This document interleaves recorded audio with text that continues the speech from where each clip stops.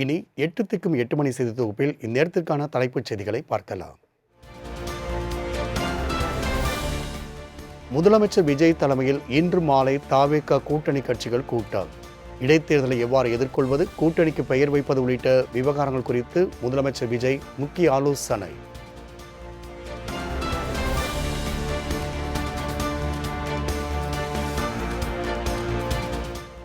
சென்னையில் Marxist communist கட்சியின் மாநில செயலாளர் பே. சண்முகம், இந்திய கம்யூனிஸ்ட் கட்சியின் செயலாளர் வீரபாண்டியனோடு அமைச்சர்கள் ஆனந்த், ஆதவர்ஜுனா சந்திப்பு. காங்கிரஸ் மாநில தலைவர் மாணிக்கம் தாகூரையும் சந்தித்து தவேக தோழமை கட்சிகள் கூட்டத்தில் பங்கேற்க அழைப்பு.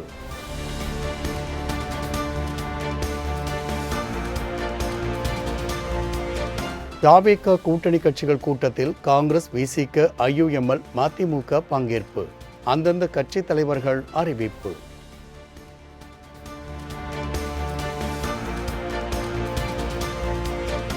தவேக கூட்டணி கட்சிகள் கூட்டத்தில் இந்திய கம்யூனிஸ்ட் மற்றும் மார்க்சிஸ்ட் கம்யூனிஸ்ட் கட்சிகள் பங்கேற்கவில்லை என தகவல்.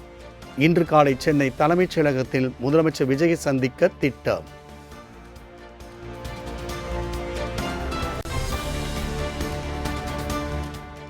சென்னை தலைமைச் செயலகத்தில் முதலமைச்சர் விஜய் தலைமையில் நடைபெற்ற IAS, IPS மாநாடு நிறைவு. சிறப்பாக செயலாற்றிய மாவட்ட ஆட்சியர்களுக்கும் காவல்துறை அதிகாரிகளுக்கும் விருது மற்றும் சான்றிதழ் வழங்கி கௌரவிப்பு.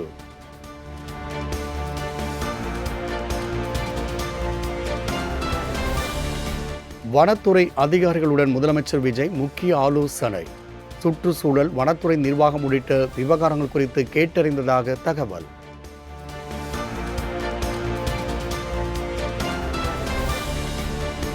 தமிழகத்தில் இன்று முதல் அமலுக்கு வருகிறது மகாத்மா காந்தி 100 நாள் வேலை திட்டத்திற்கு மாற்றான VBG ராம்ஜி திட்டம். திட்டத்தை செயல்படுத்துவதற்கான விதிகளை உருவாக்கி தமிழ்நாடு அரசு அரசாணை வெளியீடு.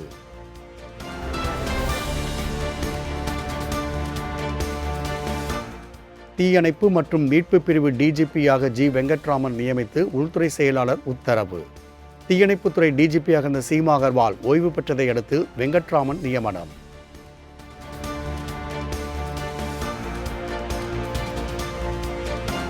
பொது மற்றும் மறுவாழ்வுத்துறையின் செயலராக காக்கர்லா உஷா IAS நியமனம். தமிழ்நாடு அரசு உத்தரவு.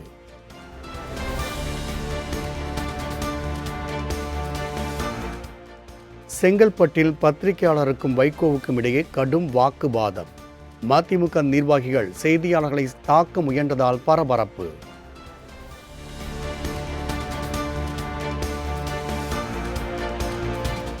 திருப்போரூரில் செய்தியாளரிடம் கேள்வி எழுப்பி வாக்குவாதத்தில் ஈடுபட்ட விவகாரம். பத்திரிகையாளர் மன்றம் கடுமையாக விமர்சித்த நிலையில் வருத்தம் தெரிவித்தார் வைகோ.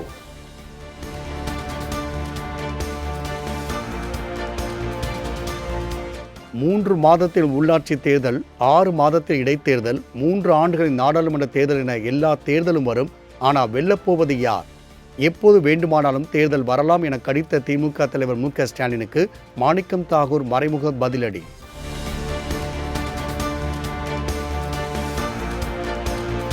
சட்டமன்ற உறுப்பினர்கள் அடுத்தடுத்து ராஜினாமா செய்வதற்கு அதிமுக, திமுக இணைந்து ஆட்சி அமைக்க முயற்சிப்பதுதான். பாஜக ஆதரவுடன் ஆட்சி அமைக்க முயற்சிகள் மேற்கொள்ளப்பட்டு வருவதாகவும் அமைச்சர் நிர்மல்குமார் குற்றச்சாட்டு.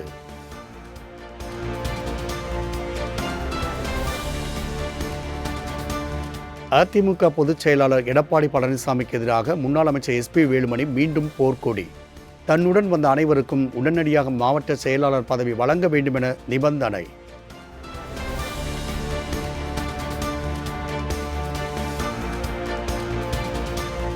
அதிமுகவில் இருந்து கண்ணீருடன் விலகுவதாக முன்னாள் அமைச்சர் MR விஜயபாஸ்கர் அதிகாரப்பூர்வ அறிவிப்பு.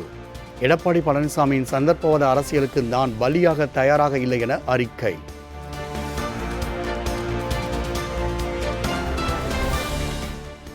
ஐந்து மாவட்ட நிர்வாகிகளுடன் ஜூலை 3, 4ஆம் தேதியில் அதிமுக பொதுச் செயலாளர் எடப்பாடி பழனிசாமி ஆலோசனை. செங்கல்பட்டு, வேலூர், திருவண்ணாமலை, அரியலூர், பெரம்பலூர் மாவட்ட நிர்வாகிகள் பங்கேற்பார்கள் என தகவல்.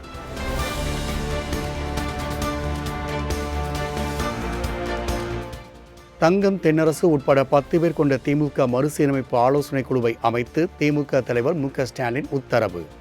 கீதா ஜீவன், சக்கரபாணி, சிவசங்கர், தமிழரசி ரவிக்குமார், MM அப்துல்லா, பரந்தாமன், எழிலன், முரசொலி, SKB கருணாவும் குழுவில் இடம்.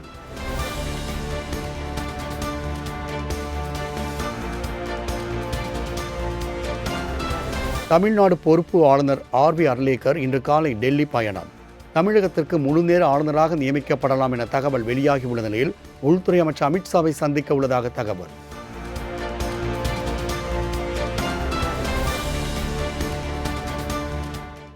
பொறியியல் மாணவர் சேர்க்கைக்கான தரவரிசை பட்டியல் இன்று வெளியீடு. கலந்தாய்வு தேதியையும் அறிவிக்கிறார் உயர்கல்வித்துறை அமைச்சர் விஸ்வநாதன்.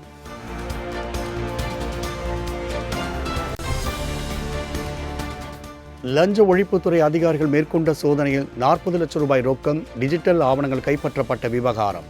விசாரணைக்கு நேரில் ஆஜராக திமுக முன்னாள் அமைச்சர் ஏவா வேலுவுக்கு சம்மன்.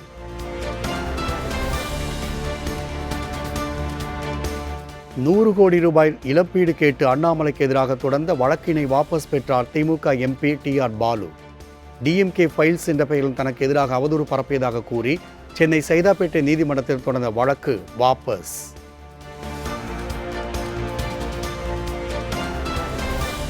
நிரந்தர அங்கீகாரம் பெற்றுத் தருவதாக கூறி தனியார் பள்ளிகளிடம் 200 கோடி ரூபாய்க்கு மேல் மோசடி செய்ததாக தொடரப்பட்ட வழக்கு. திமுக பிரமுகர் அரசகுமார் ஏற்கனவே கைது செய்யப்பட்டுள்ள நிலையில் 50க்கும் மேற்பட்ட பள்ளி நிர்வாகிகளிடம் மத்திய குற்றப்பிரிவு போலீசார் வாக்குமூலம்.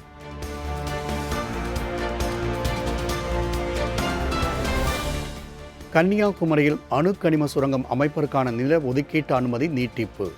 1144 ஹெக்டேர் பரப்பளவிலான நில ஒதுக்கீட்டு ஆணையை மேலும் ஓராண்டுக்கு நீட்டித்து தமிழ்நாடு அரசு அரசாணை.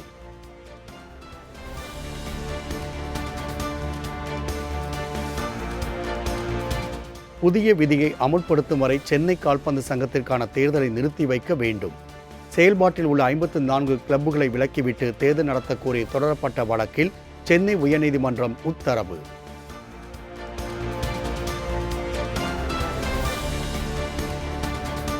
திருச்செந்தூர் சுப்பிரமணிய சுவாமி கோவிலில் செல்போன்களுக்கான தடை விதிப்பு இன்று முதல் அமல்.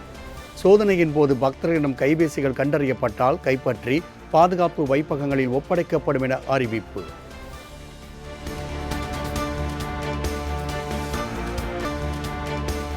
பருவமழையின் முதல் காற்றழுத்த தாழ்வு பகுதி வரும் 3ஆம் தேதி வாக்கில் வடமேற்கு வங்கக்கடலில் உருவாக வாய்ப்பு. காற்றழுத்த தாழ்வு பகுதி காரணமாக இந்த வாரத்தில் மகாராஷ்டிரா, கோவா, கர்நாடகா மாநிலங்களில் பருவமழை தீவிரமடையக்கூடும் என வானிலை ஆய்வு மையம் கணிப்பு.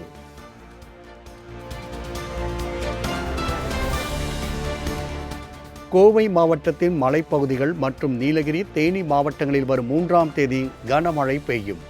தமிழகம், புதுச்சேரி, காரைக்காலில் ஜூலை 4 முதல் 6ஆம் தேதி வரை மிதமான மழைக்கு வாய்ப்புள்ளதாக வானிலை ஆய்வு மையம் கணிப்பு.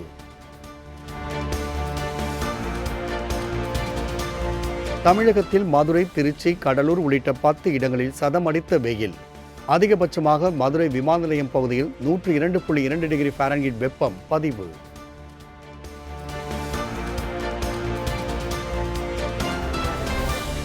மேற்காசிய நிலவரம் குறித்து ஈரான் அதிபருடன் பிரதமர் மோடி தொலைபேசியில் உரையாடல்.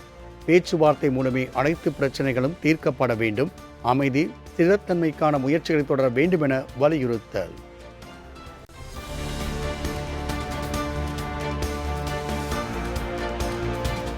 மத்திய அமைச்சக செயலாளர்களுடன் பிரதமர் நரேந்திர மோடி உயர்மட்ட ஆலோசனை. கூட்டத்தில் வர்த்தகம், விக்சித் பாரத், தொலைநோக்கு திட்டம் மற்றும் துறை சார்ந்த சீர்திருத்த நடவடிக்கை குறித்து ஆய்வு.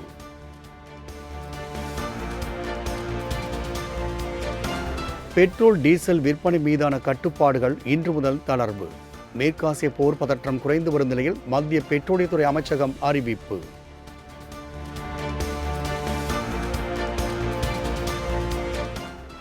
இன்று முதல் ஆதார் செயலி மூலம் அடுத்த 6 மாதங்களுக்கு இலவசமாக மின்னஞ்சல் முகவரியை அப்டேட் செய்து கொள்ளலாம் என யுடை அறிவிப்பு. இதற்கு முன்பு சேவை கட்டணமாக 75 ரூபாய் வசூலிக்கப்பட்ட நிலையில் சலுகை.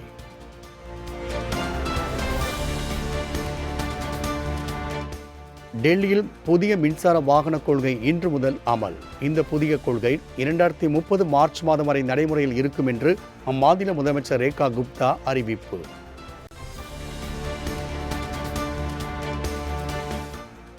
இராணுவ தளவாட பொருட்கள் ஏற்றுமதி மதிப்பு 39,000 கோடி ரூபாயாக அதிகரித்துள்ளதாக பாதுகாப்புத்துறை அமைச்சர் ராஜ்நாத் சிங் பெருமிதம். வலிமையான பொருளாதாரம், தொழில்நுட்பம் மற்றும் தேச பாதுகாப்பே சிறந்த நாட்டிற்கான அடித்தளம் என்றும் கருத்து.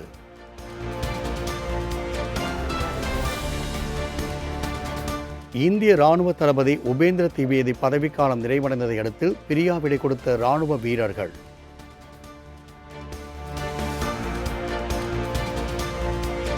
புதிய ராணுவ தளபதியாக ஜெனரல் தீரஜ் சேத் பொறுப்பேற்பு. எல்லையில் உள்ள சவால்களை எதிர்கொள்ள தயார் என பேட்டி.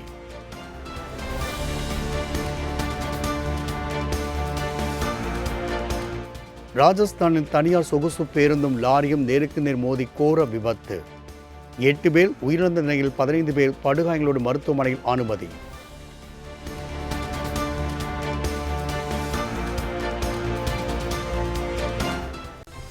அமெரிக்காவின் நினைவுச் சின்னங்களை சேதப்படுத்தினால் 10 ஆண்டுகள் சிறை என அதிபர் ட்ரம்ப் அறிவிப்பு.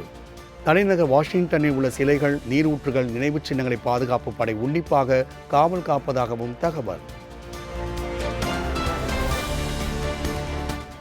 அமெரிக்காவில் தங்கி பணிபுரியும் வெளிநாட்டினருக்கு பிறக்கும் குழந்தைகளுக்கு குடியுரிமை கிடையாது என்ற அதிபர் ட்ரம்பின் உத்தரவு ரத்து. அமெரிக்க மண்ணில் பிறக்கும் குழந்தைகளுக்கு தானாக குடியுரிமை கிடைக்கும் சட்டத்தை உறுதி செய்தது அந்நாட்டு உச்ச நீதிமன்றம்.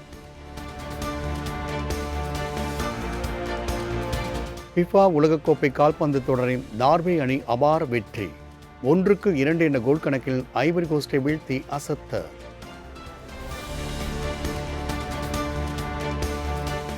ஜப்பானில் நடைபெறவுள்ள ஆசிய விளையாட்டுப் போட்டியில் பங்கு பெறும் இந்திய மகளிர் கிரிக்கெட் அணி அறிவிப்பு. ஹர்மன்பிரீத் தலைமையிலான வீரர்களை அறிவித்தது இந்திய கிரிக்கெட் கட்டுப்பாடு வாரியம்.